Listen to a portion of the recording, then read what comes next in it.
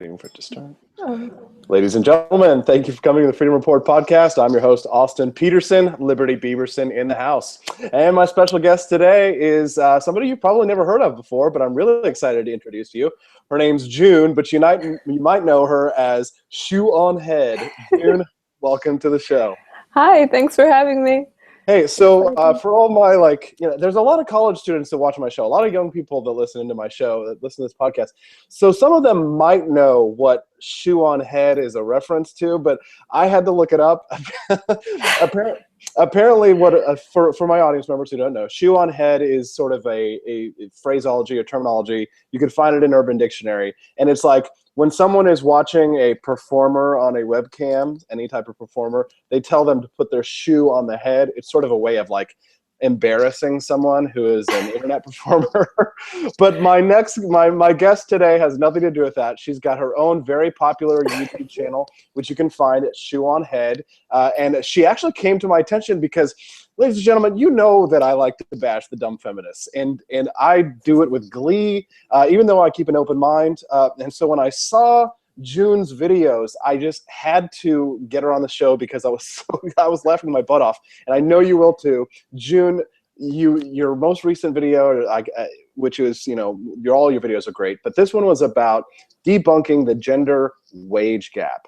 Now, you went after President Obama. You posted a quote by President Obama. I mean, could the president be wrong that women are actually not paid less? How could the president possibly be wrong about something like that? I know, right? It's crazy. But yeah, he's basically parroting this study that was done years ago, and it only accounted for the average of men and women who work full-time. It didn't count for, as you know, like job, occupation, and all of that. So he's spreading false information, which is like for our leader of our country to do that. It's like, what? Like, you really think a politician would do that? Just go out and spread lie? Crazy. Yeah, but it's like, wow. And then I think that really opened my eyes to like. You voted for him twice. You voted for him twice. Well, technically, the first time my parents voted for him, but it was like my family. Like, okay. we were like, yeah, Obama. Like, we were all on board. Second time, that was completely my fault. But like, oh man, yeah. Because you had like 100 new subscribers from this show, and now they're all gone. Because the choices that it came down to, I was like, I don't. And then plus, back then, I didn't know as much as I do now. I was a little yeah, like I didn't know that much. A little lefty, but yeah. Now you're all. But here's the thing, a feminist, like there are. I'm not sure how familiar you are with like feminism across the board, but I hail from the libertarian wing of the crazy radical movement, and of course we do have feminists ourselves. I mean, are you familiar with libertarian feminists and like the kind of the difference between them and Marxists, or are you just definitely? Yeah, like I know there's a difference. Like there's always going to be extremists in any group. So you have to keep in mind that like there's going to be moderates and people who are more rational than others. But my videos, mostly it's just for fun, like going after just like the most extreme stereotypical examples. But yeah, there's the libertarian feminists, and it's all good. Yeah. So, it's a kind of a big community, and the Libertarian Republic is obviously a community of more, I guess I call them right-leaners. I like to think of people on the right as people who generally believe in more freedom, more free markets, and people on the left who generally arguing for bigger government and more state solutions to things. Now, but I want to talk about feminism because the reason why it's important, I believe, politically for us to talk about feminism is because, Hillary Clinton is running for president. And I think there's going to be a lot of attacks by feminists. And one of the things we're going to talk about is the gender wage gap, such as you've described.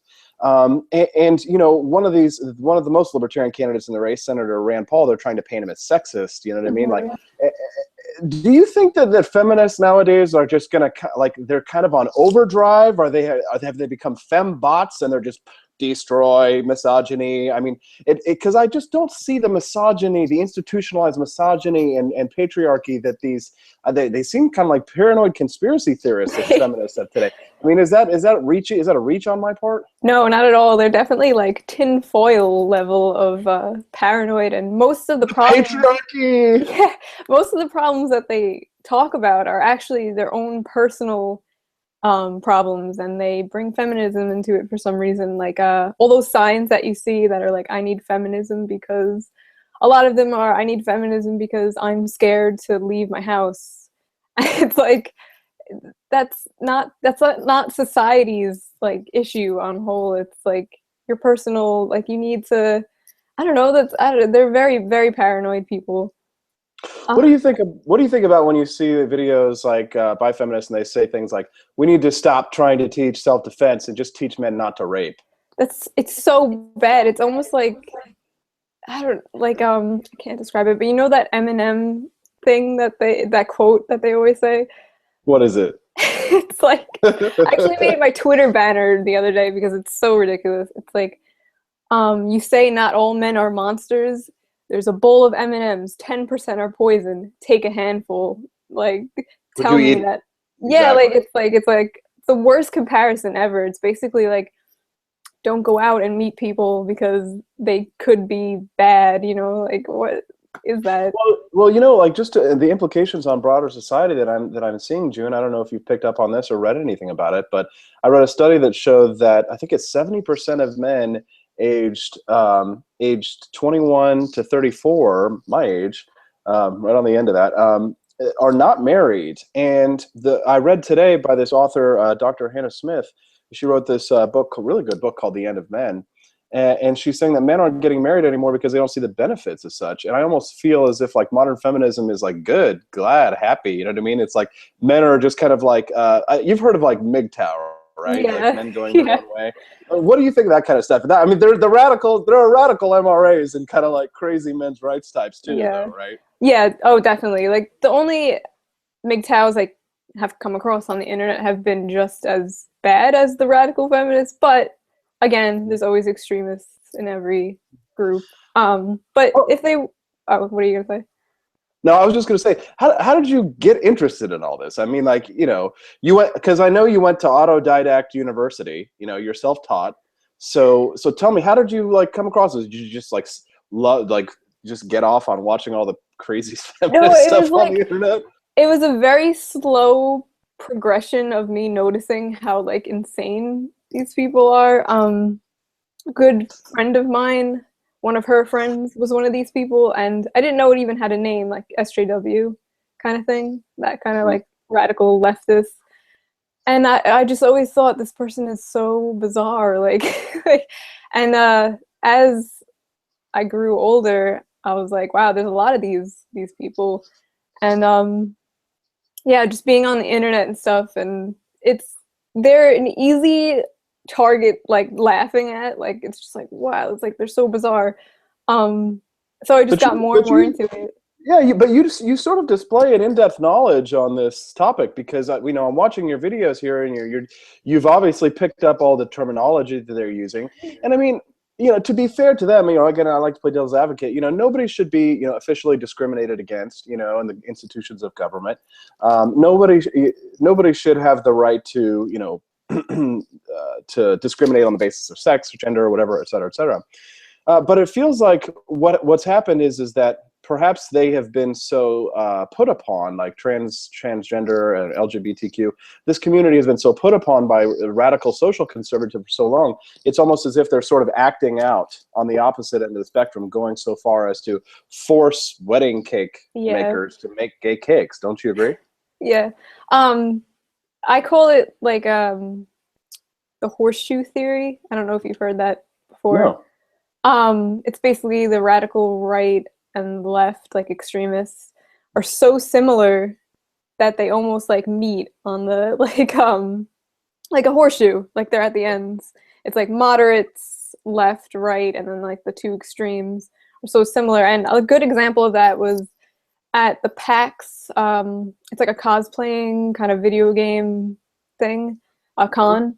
they required the leftists, like the people, the feminists and stuff, didn't want cosplayers to show any cleavage or anything.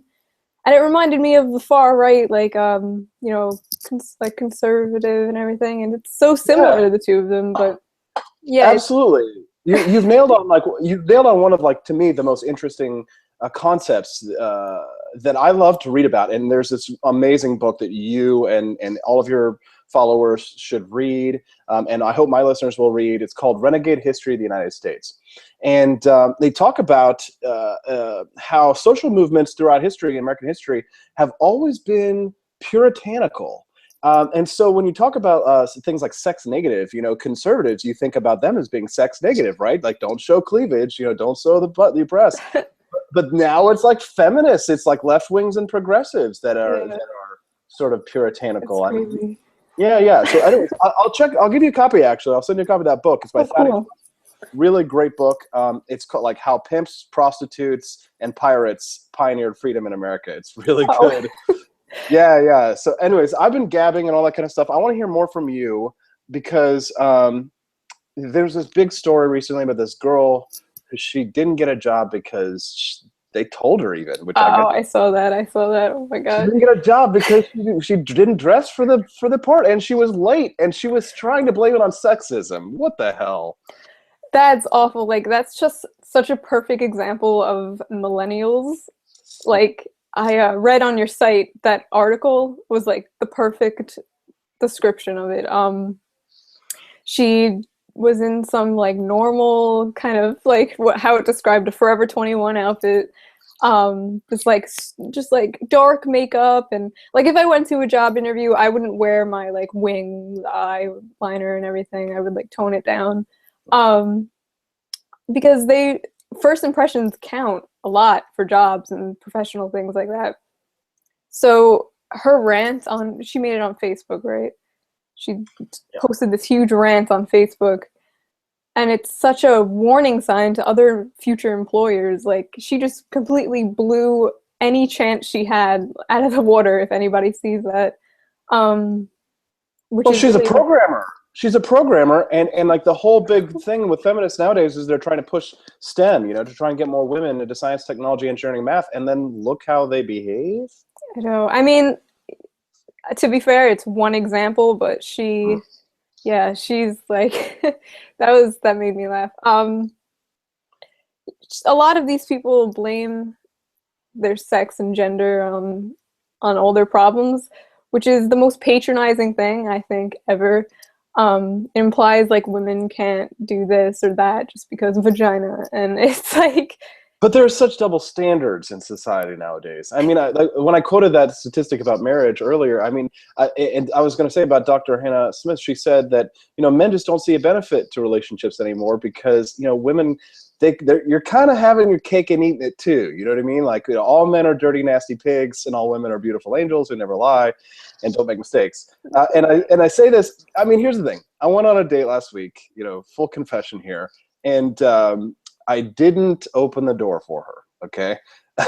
Now, she gave me a hard time about it, right? And then I made a joke to her. But then here's what happened. Her friends later, who saw her get in the car before I took her out, when they came to, I dropped her off and stuff, and her friends came out. They're like, "You didn't hold the door open for her."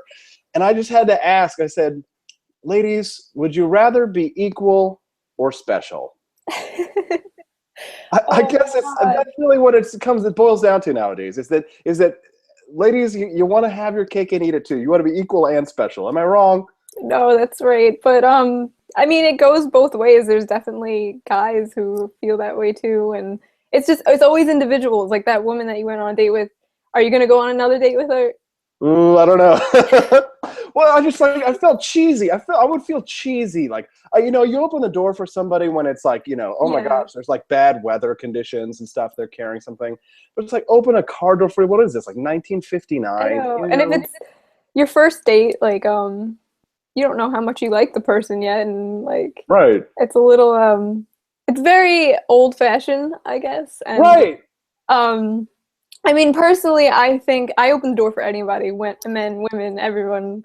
And it's a nice gesture, but it's not like a lot of women on dates feel like very entitled to the whole pulling No, out the chair, like no, opening the door, paying for their date.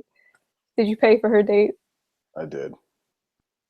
I mean, Because I'm not stupid. I yeah, mean, plus I invited her. You know, I kind of figured that like if you invite somebody, it's like, yeah, you know, hey, yeah, come out, and then you pay for all your stuff. But like, you know, it's like it's touch and go. You know what I mean? Like I'm not gonna act like freaking Sir Lancelot and like lay my jacket down over a thing of water. But if I yeah. invite you, anyways, I want to get back to politics. I want to get back to politics because I know this is what our audience, my audience does not care about my dating life. If they do, then they're probably the sickos, and they already know.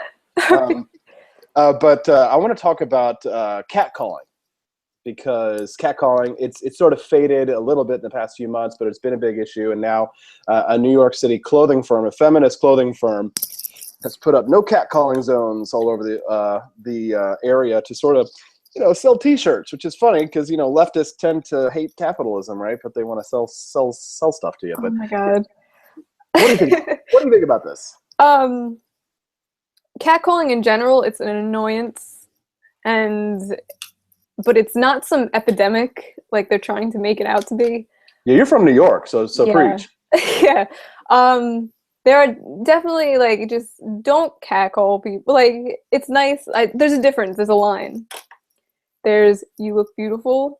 Like, oh, you're beautiful. And then there's, hey, baby. Oh, like, hey, baby, nice ass. Like, and it's, like, really awkward. Oh, you're beautiful. God. like, you know, there's a fine line between obnoxious and embarrassing for both parties to just a compliment that a stranger gives you. Isn't it usually like the difference between like if you actually find the guy attractive, you know? I guess that depends on the individual person too. Like if an attractive dude was like, "Hey," I'd be like, "No." But if he was like, "Oh, you're beautiful," I'd be like, you know. There's definitely, we just can't win. It's heads you win, tails you lose for guys. You know, we're just trying to like pick you up, and there's all these rules. And if we're not if we don't open the door and we don't treat you like equals, we're just screwed. It all comes down to the individual person, though. Everyone's gonna think differently. Everyone's gonna take something as a compliment. Another person will take something as problematic or whatever the word that they love to use is.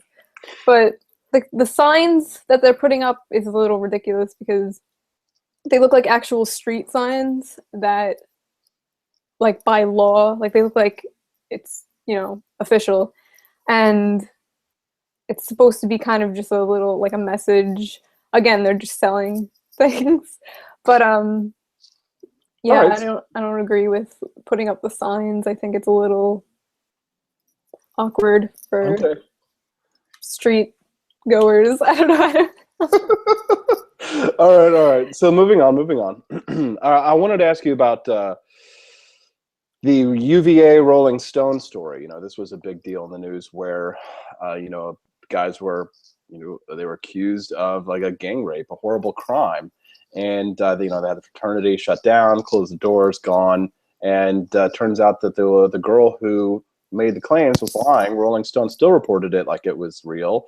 You know, we have this whole sort of hysteria in the United States that, you know, we have this rape culture, but still, when you look at the statistics, June, rape has been going down since the 90s. I mean, who benefits from trumping up all this kind of fear? And, you know, why are people going to such extreme lengths to prosecute rape? It almost feels like, you know, the old Salem witch trials. You know what I mean? Like, go burn the rapist.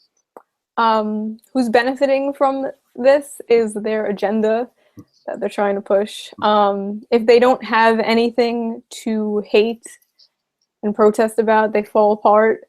So a lot of people, there's so many cases like this where they'll make up fake hate crimes and just to, you know, have something to be like, hey, look, let's stop this. And they put themselves on this moral high ground, and it's just terrible, and it trivializes.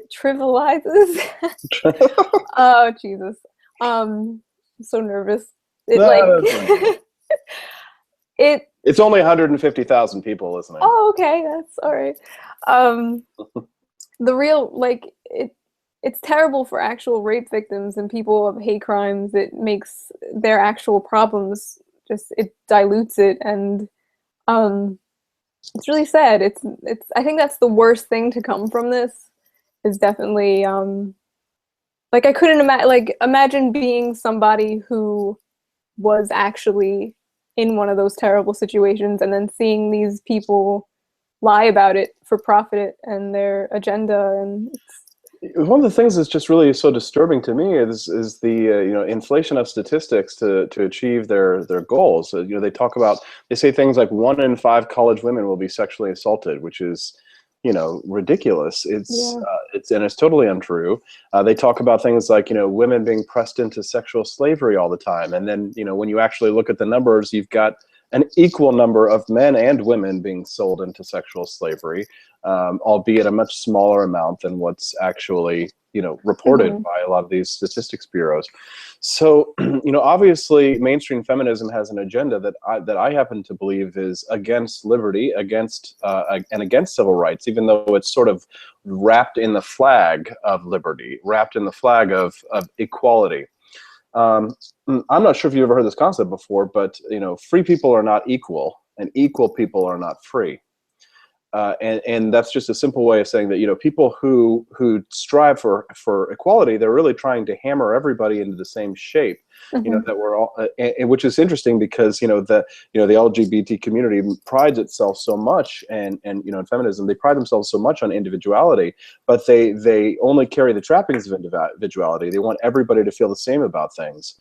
And so I think that's really the kind of stuff that really, you know, is most disconcerting to me, is that they only lightly shield a sort of a totalitarian mindset. It's a authoritarian approach. Oh yeah, definitely. Authoritarian. You agree?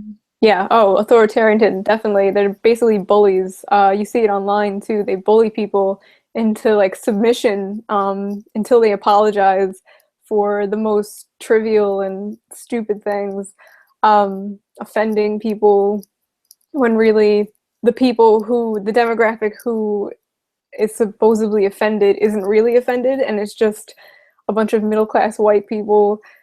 Like, first world problems. Yeah. So they are very authoritarian. I don't know if you saw recently there was an expo. Have you heard about it? Where the honey badgers, who are a very popular like men's rights activist group, full of mostly women, were kicked out of this expo in Canada, the Calgary Expo, I think it was called. Calgary, yes. Calgary, yeah. And for nothing other than just having a different opinion. And it was actually ironic because one of their banners on their booth said "end censorship" or something. It was like "put an end to censorship." Right. And they were basically censored. They were kicked out of the expo. And that's another good example of them just being authoritarians. Like, they can't stand free speech. Yeah.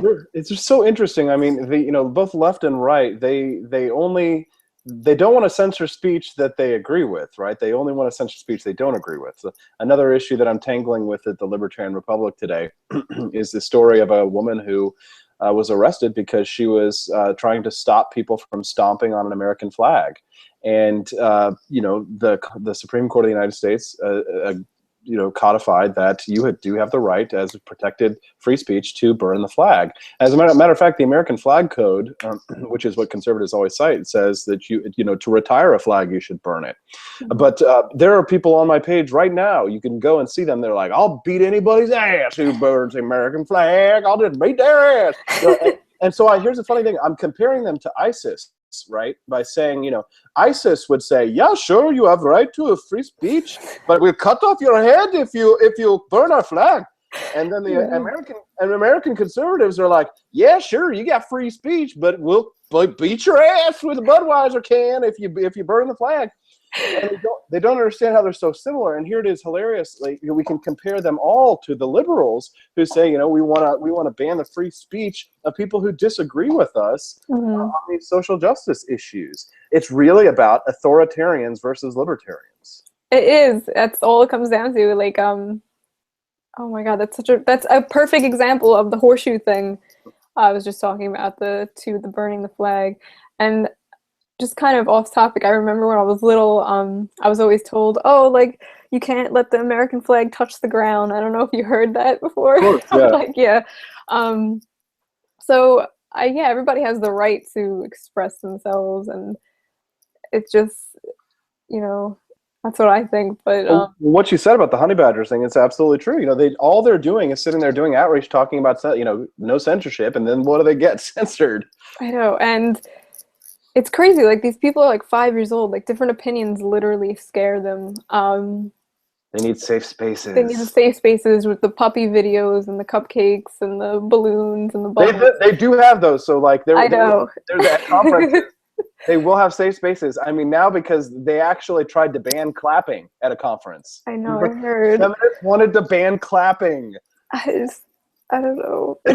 They're so sensitive. Oh my It's God. like they're like a parody of themselves at this point. I can't even laugh anymore. It's just like... Well, I mean, you have been making people laugh for, I mean, how long have you been making videos now? Well, I've been like making videos since I was like a kid, but since YouTube started, like 2006, I started making videos, but all those are gone. But Shoe on Head was around since 2012. Okay. So no, 2010, sorry. Oh, 5 years. So that's how long you've been doing this. Well, that's interesting. I mean, again, I think some of my audience has probably heard from you before, and if they haven't, I really want people to check out your videos because they're freaking hilarious.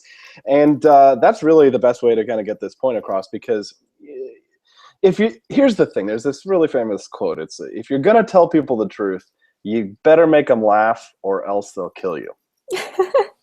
It's true. It's true. Except I never follow my own advice, and people always want to kill me. I get death threats all the time, but that's because I'm not as funny as you, June. And I wish I could be as funny as you. You get death threats all the time? You got to open your Patreon, profit off of that. Like, what are you doing? Learn from Anita Sarkeesian. Oh God, my victimhood. See, nobody would give me anything because then I'm not a victim, because I'm a white hetero cis male. The worst thing to be. You are Satan. Worst. You are literally Satan. As I want male privilege.